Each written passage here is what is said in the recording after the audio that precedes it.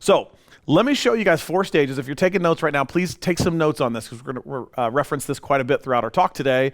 There are 4 stages to building this insanely profitable, because I want you to be profitable. Business has to be profitable. Business should fund your life.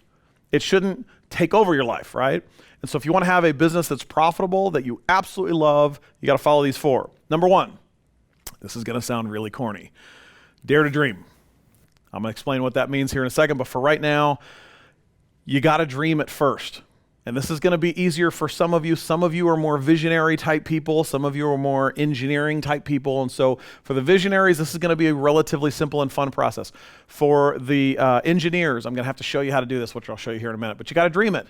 And so to give you an idea, I wrote down in my vision about 6 years ago that I wanted to be a leader and an impactful inspirer of people who have the ability to cast a wide net and impact lots of people.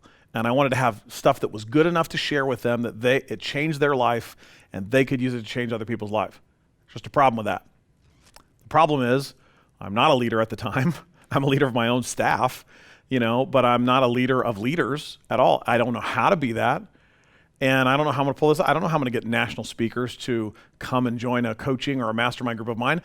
That doesn't matter. I wrote it down anyway. You don't have to know how you're going to pull it all off. You just have to dare to dream it. I'm going to show you very specifically how to do that in a second, so stay with me, okay? Stage number 2 is know thyself.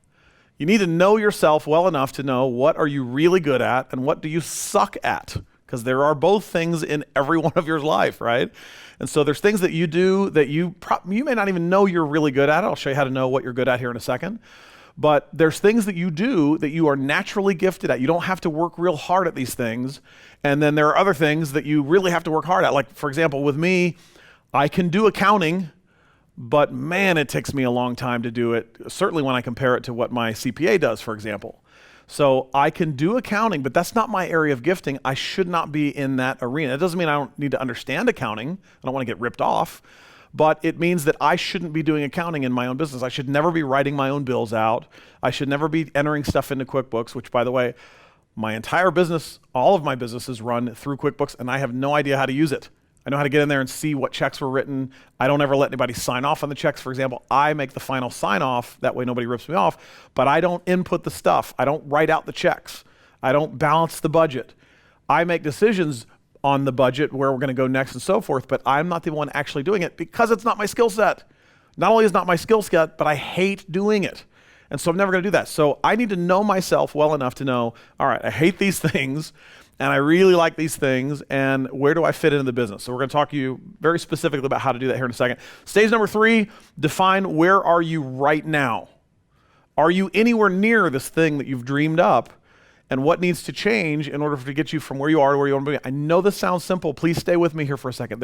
This is a very specific process. If you do it, it'll change your whole life. It'll change your business. You'll be more profitable than ever. Stage number 4 is how you're going to bridge the gap.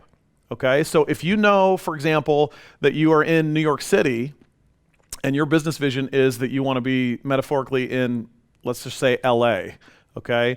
How are you going to get from New York City to LA? Well, there's lots of ways to get there. You can go up through Canada, and you can go down through, Washington and down the coast. You can go in a straight line from New York to LA.